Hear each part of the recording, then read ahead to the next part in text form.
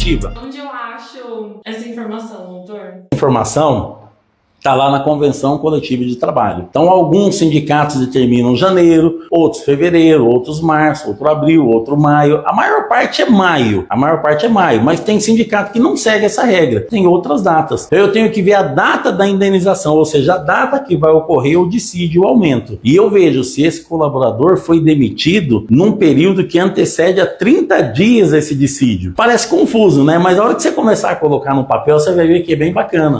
Gente, isso aí é tiro e queda, porque um processo, ele não é feito de um pedido só, um processo é feito de vários pedidos. É como se fosse uma coxa de retalho. São vários pedidos que vão criando o seu direito ali do seu cliente. Então eu tenho que ter uma tabelinha para olhar. Eu não vou lembrar isso de cabeça, eu tenho que ter uma tabelinha. Toda hora eu vou lá olhar, em todos os casos. Porque a empresa, quando vai mandar o funcionário embora, se for uma empresa muito estruturada, uma empresa grande, ela observa isso. Mas a pequena e média empresa, simplesmente ela pega e manda o funcionário embora. Ela faz a dispensa. Ela não fica observando isso aqui. E aí o reclamante pega um advogado que também não observa, que não conhece essa regra do jogo. Ele deixa esse pedido também na mesa. Dependendo do salário do reclamante, é uma multa alta. É uma multa alta. E é o valor do salário. Tem pessoas que ganham 3 mil, 4 mil, 5 mil, 8 mil. É interessante isso aqui. Então, a empresa mandou embora. Não está naquele período, ou não estava, se tiver dentro disso aqui, meu amigo, vai pagar. Pode ter certeza. É lei. Depois eu passo para vocês o artigo certinho. Não me recordo agora de cabeça. Sei que é artigo 9º da lei, se não me engano, 9.029. Eu vou pesquisar, depois eu te falo. Mas é interessante. Então, muita gente não sabe disso aqui, ó. Muita gente não sabe. E aí você vai montando pedido por pedido até você conseguir encaixar toda a sua tese, né? 9.099. É 9.099, né? Ah, é isso mesmo aí. Então, tá aí, ó. Hoje o Dr. Google ajuda a gente aí rapidinho, hein? 9.099, eu tava falando 9.029, né? Eu achei que 7.238 de 84. Tá aí. 7.238. Lei 7.238. De 84. Você conhecia essa lei, doutor? Não conhecia. Você conhecia? Não. Você conhecia? Aí, tá vendo? Então, é esse que é o negócio. Quando a gente tá bem preparado, quando você estiver bem preparado, você não vai ter medo nem de juiz, nem de promotor, nem de desembargador, nem de nada. Nós vamos atuar com respeito e em cima da lei. Mas eu tenho que conhecer, então eu faço o pedido e já indico a fundamentação. Agora, se o juiz vai dar ou não, não importa. Eu tenho que fazer o meu trabalho. Agora, se ele não der, eu vou para o tribunal. Se o juiz não conhece a lei ou ele não concorda, o que eu faço? Eu vou para o tribunal e o tribunal vai mandar pagar. Então a gente tem que pedir. Em todos tem isso aqui, ó. Em todos os casos, em muitos casos, pode acontecer isso aqui. E agora eu tenho que fazer essa conta aqui, né? O problema não é aqui. Eu tenho que olhar a data aqui, olhar a data que a pessoa foi dispensada e ver a questão até do aviso prévio dela, onde é que cai o aviso. Então eu tenho que fazer uma linha do tempo. No caso de decisão direta não cabe, né? Acredito que não. Tem inversão, né? Eu acredito que não. Porque é você que está pedindo, né? Eu acredito que não. Mas pode fazer o pedido, né? De repente, se o juiz falar, olha, o juiz pode falar que não se aplica, mas não é permitido. Agora, porque o que eu sempre falo para o cliente, eu sempre falo para os advogados o seguinte: tudo aquilo que é permitido em lei, você pode fazer o pedido. Eu não posso advogar contra a lei. Pô, a lei não está falando nada disso, eu vou fazer um pedido, né? Mas se tem previsão legal, eu posso fazer o pedido. Agora eu queria falar um pouquinho sobre indenizações e acidente do trabalho, doença ocupacional. Esse é um tema interessante, nós fizemos até uma reunião essa semana aqui no escritório, as advogadas, que são as melhores ações. Essa aqui são a cereja do bolo, são ações que a gente precisa ficar muito atento, porque são ações de altos valores, são ações que demandam um pouco mais de técnica e demandam um pouco mais de complexidade no caso. Além disso aqui, tudo que a gente já falou, eu ainda posso, na mesma ação, colocar isso aqui, ó, indenização por acidente de trabalho e doença ocupacional. Agora, leia-se, acidente de trabalho, quando a gente fala acidente de trabalho, é o acidente típico. Só que nas empresas, nós temos dois tipos, nós temos o típico e o atípico. O que é o típico? É aquele que ele se acidentou trabalhando na empresa. Olha, eu trabalho numa prensa lá, e eu dei uma bobeada, a prensa prendeu a minha mão, cortou meu dedo. Eu trabalho numa serra, num açougue, eu fui cortar a carne, cortou o meu dedo, decepou o meu dedo. Esse é o acidente típico. Só que nós temos o acidente atípico, que é aquele que não acontece no exercício do trabalho. Então nós temos o acidente típico e o acidente atípico. Aquele, por exemplo, que a pessoa se acidenta antes de chegar ou não?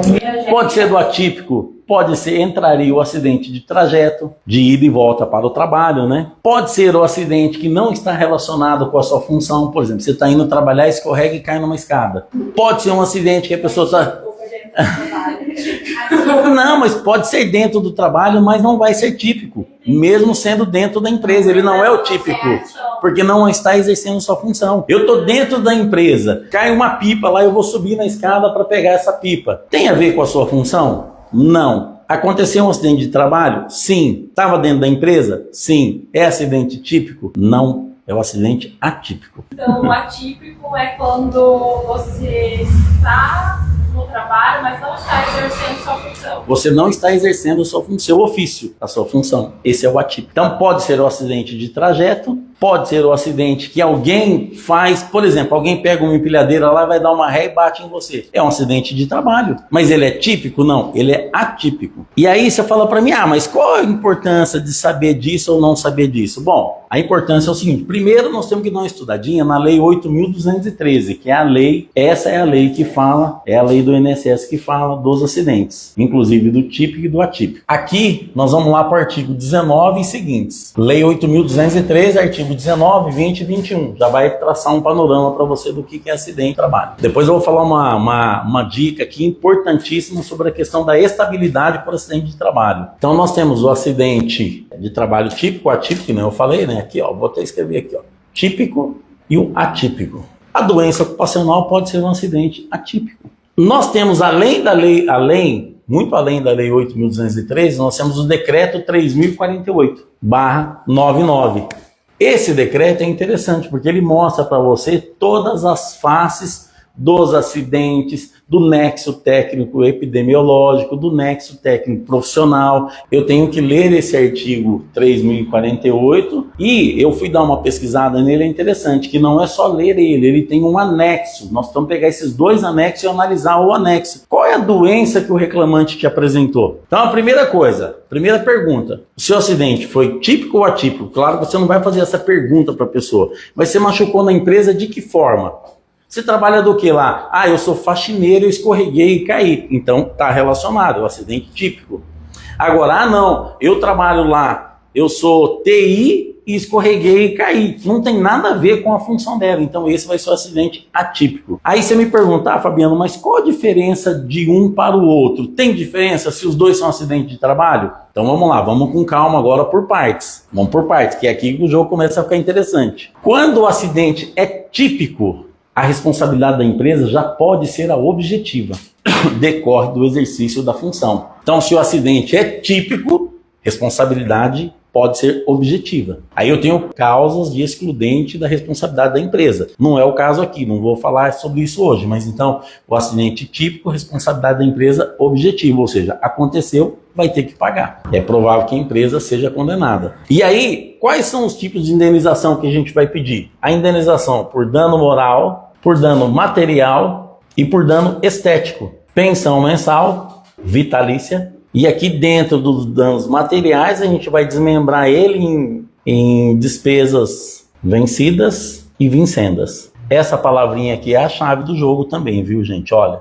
vincendas. Por quê? Muita gente pede só as despesas que ele comprovadamente teve. E aí, geralmente, no caso de acidente de trabalho, pela nossa malha de saúde do país, as pessoas, na sua grande maioria, já são levadas direto para o pronto-socorro, ou seja, ele é atendido pelo SUS, naquele momento ele não tem gasto praticamente nenhum. E aí, se você não faz esse pedido para pagamentos e custeios de tratamentos, remédio, medicamentos, cirurgia, tudo necessário, futuras, o juiz fica limitado o quê? Ao seu pedido.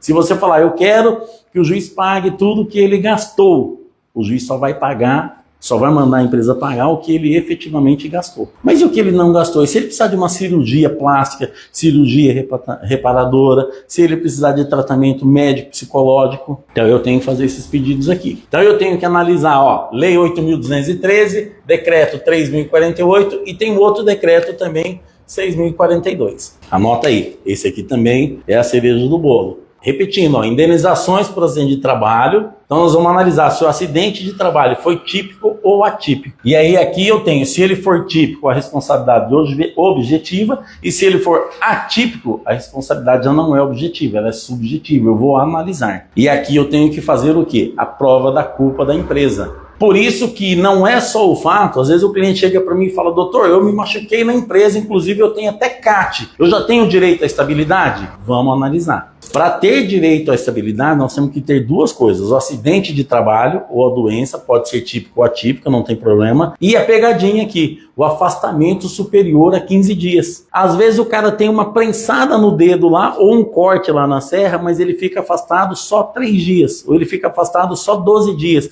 ele fica afastado só 15 dias. Se o reclamante ficar afastado só 15 dias, ele não tem direito à estabilidade. Ah, mas eu sofri um acidente de trabalho na empresa, mas não importa, você não se afastou. A lei é bem clara, você precisa desses 2 requisitos. E quando a lei fala 2 requisitos, eu não posso cumprir um só. A lei é clara, tem que ser considerado acidente de trabalho ou doença de trabalho e afastamento superior a 15 dias. Então, para não errar mais nesse pedido tem que pegar o CNIS do reclamante e ver quantos dias ele ficou afastado. Ah, eu fiquei 2 meses afastado. Beleza, já é acidente de trabalho, já tem indenização. Eu já tenho direito à estabilidade. Então, todo acidente de trabalho gera o direito à estabilidade? Não.